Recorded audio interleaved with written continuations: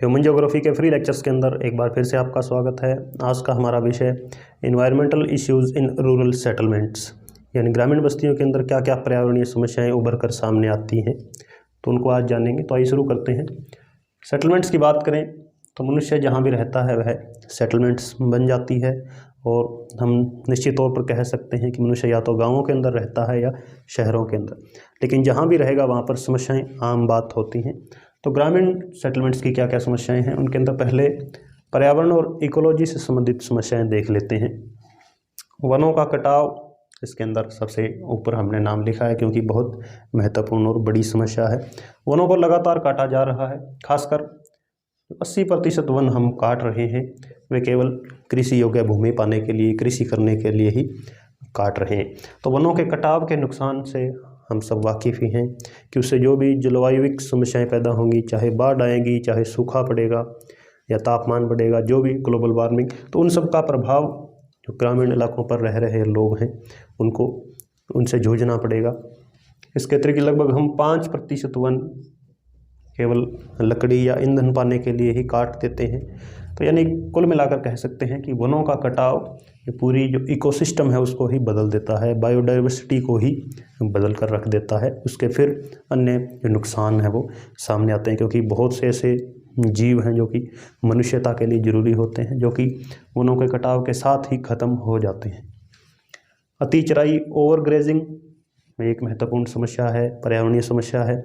इसके अंदर भारत के अंदर ही केवल 2005 से 15 के बीच, इन 10 सालों के अंदर 31% जो घास भूमियाँ थी, ग्रासलैंड्स थी, वे खराब हो चुकी हैं अति चराई के कारण। तो उससे फिर बायो जो जैव विविधता है उसको खतरा पहुंचता है, और पशुओं को हम यदि बहुत ज़्यादा चराएंगे तो इससे मिट्टी की जो ऊपरी परत है वह ढीली होकर या तो पानी के साथ बह जाती है या हवा के साथ उड़ जाती है, तो मृदा अपरदन भी इससे होता है। तो अति चराई भी हानिकारक है। भू निम्नीकरण, जो लैंड लगातार डिटेरोरेट हो रही है, उसकी क्वालिटी के अंदर, गुणवत्ता के अंदर लगातार कमी आ रही है, क्योंकि हम मनुष्य उसका बेतहाशा प्रयोग कर रहे हैं, फर्टिलाइजर्स का प्रयोग कर रहे हैं, या जो हमारी कृषि करने की विधियां हैं वे कुछ गलत हैं, फॉल्टी प्रैक्टिस हैं। तो उन सब से भू क्या है लगातार निम्नीकृत हो रही है। कभी कई जगहों पर लवणता अधिक बढ़ रही है, तो उन सब से फिर नुकसान है। प्रदूषण की बात करें, पहले जल प्रदूषण, इसके अंदर पीने के पानी और भूमजल की समस्या जल प्रदूषण के अंदर सामने आती है। आप कोई इमेजिन करें, किसी नदी के किनारे कोई एक फैक्ट्री हमने लगाई हुई है, तो उस फैक्ट्री का जो भी वेस्ट मटेरियल है वो इस नदी के अंदर डाल दिया जाता है। अक्सर हम देखते हैं लगभग सभी बड़ी नदियों के किनारे अनेक प्रकार के शहर और अनेक फैक्ट्रियां हैं। तो जो भी इसके अंदर जो मछलियां या अन्य जीव हैं वे इससे क्या है कंटेमिनेटेड हो जाते हैं, दूषित हो जाते हैं। तो फिर उन्हीं मछलियों को पकड़कर जो मछुआरे हैं वे आगे बेच देते हैं, उनको फिर लोग खा रहे हैं, तो लोग बीमार पड़ रहे हैं। और तो आप देख सकते हैं कि एक फैक्ट्री से हज़ारों किलोमीटर दूर रह रहा आदमी भी प्रभावित हो रहा है। इसी तरह से ये सभी चीज़ें संयुक्त होती है, तो उससे फिर यानी पीने का पानी भी खराब हो रहा है। इसके अतिरिक्त भूमजल भी लगातार प्रदूषित हो रहा है, क्योंकि हम यदि किसी स्थान पर जैसे इस कुएँ के अंदर यहाँ तक पानी हम मान लेते हैं कि इतना ऊपर का पानी पीने के लिए काफ़ी शुद्ध था, लेकिन चूँकि पानी काफ़ी गहराई तक भूमजल स्तर नीचे जा चुका है, तो जैसे जैसे हम नीचे की ओर चलते जाते हैं ज़मीन के अंदर, तो उसके अंदर फिर जो फ्लोराइड है या आर्सेनिक है वे लगातार उस पानी के अंदर मिक्स होते जाते हैं। फिर इसको हम निकाल कर यदि पीते हैं, फिर वह अन्य बीमारियों के लिए जगह बनाता है हमारे शरीर के अंदर। तो भूमि का जल है वो भी दूषित हो रहा है।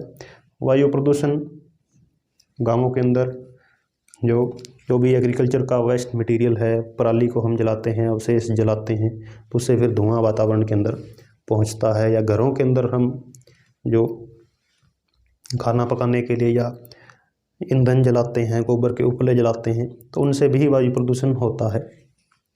ध्वनि प्रदूषण की बात करें तो चूँकि जो एक समाज की सहज गति है कि जो ग्रामीण समाज है वो लगातार शहरी समाज के अंदर स्थानांतरित होता रहता है, जो कि हमने ट्रांजिशन स्टेज देखी थी तो यानी उससे फिर अनेक प्रकार की फैक्ट्रियाँ और उद्योग गाँवों के अंदर लगने शुरू हो जाते हैं, तो उससे भी ध्वनि प्रदूषण बढ़ता है।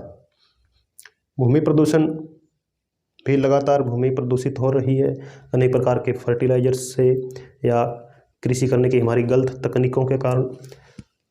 फिर कुछ एक कृषि संबंधी समस्याएं हैं, इनके अंदर पहला सॉइल पोल्यूशन। ज़्यादा से ज़्यादा उत्पादन लेने के लिए तो कृषि के अंदर हम बहुत ज़्यादा जो हमारे आर्टिफिशियल सब्सटेंस हैं वो डालते रहते हैं, उर्वरक डालते रहते हैं, अनेक प्रकार की स्प्रे का इस्तेमाल करते हैं। तो उससे एक बार के लिए तो उत्पादन बढ़ जाता है, लेकिन लंबे समय के अंदर यदि हम देखते हैं तो उससे मिट्टी लगातार बंजर होती चली जाती है, यानी उपजाऊ नहीं रह पाती है। सुपोषण, ये भी एक कृषि की एक महत्वपूर्ण समस्या है। सुपोषण से हमारा आशय है कि जो भी जलाशय या नदी के अंदर कई बार हम देखते हैं कि उसका पानी हरे रंग का हो चुका है, तो वह सुपोषण प्रक्रिया के तहत होता है। पानी के अंदर कुछ एक ऐसे आर्टिफिशियल या नेचुरल सब्सटेंस पहुंच जाते हैं ताकि उसके अंदर जो अनेक प्रकार के पौधे, काई, ये सब पैदा हो जाते हैं। उससे फिर पानी के अंदर ऑक्सीजन की कमी हो जाती है, तो उससे उस पानी को जो भी यूज़ करेगा या जीव जंतु यूज़ करेंगे वो फिर उससे समस्या उनको आएगी। तो सुपोषण भी एक समस्या है। स्थानांतरित कृषि, स्थान बदल कर जो कृषि की जाती रही है, एक स्थान पर वनों को साफ कर दिया जाता है, फिर वहाँ पर कृषि, उस जगह की उपजाऊपन खत्म होने के बाद दूसरी जगह पर हम कृषि करेंगे तो वहाँ के वनों का कटाव। तो यानी ये समस्या स्थानांतरित कृषि की ही देन हो सकती है। मृदा अपरदन, मिट्टी का अपरदन, गलत कृषि आदतों से यहाँ पर या बहुत अधिक बाढ़ आने से, आंधी आने से मृदा अपरदित होती है। मनुष्य भी एक बड़ा फैक्टर है, वनों का कटाव भी एक बहुत बड़ा फैक्टर है। तो यानी मृदा अपरदन होता रहता है। मिट्टी अम्लीय हो रही है, उसके अंदर यदि हम बहुत ज़्यादा जो नाइट्रोजन ऑक्साइड है या फास्फोरस है, अमोनियम नाइट्रेट है, ये सब डालते जाएंगे तो वह लगातार अम्लीय होती जाएगी। तो कहने का मतलब कृषि संबंधी समस्याएं भी रूरल सेटलमेंट्स के अंदर काफ़ी ज़्यादा इफ़ेक्ट करती हैं।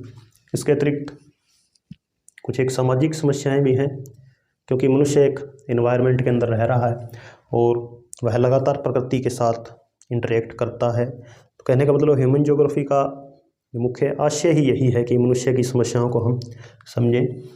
तो ग्रामीण इलाकों के अंदर छुआछूत, जातिगत भेदभाव, शराब की समस्या, अंधविश्वास, दहेज प्रथा, कन्या भ्रूण हत्या, महिलाओं के साथ भेदभाव, शिक्षा की कमी या रहने के लिए स्थान की कमी, पीने के पानी की कमी, ये सब समस्याएं, इनका वर्णन आप आसानी से कर सकते हैं।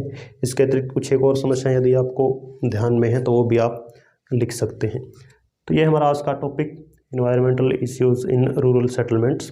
धन्यवाद।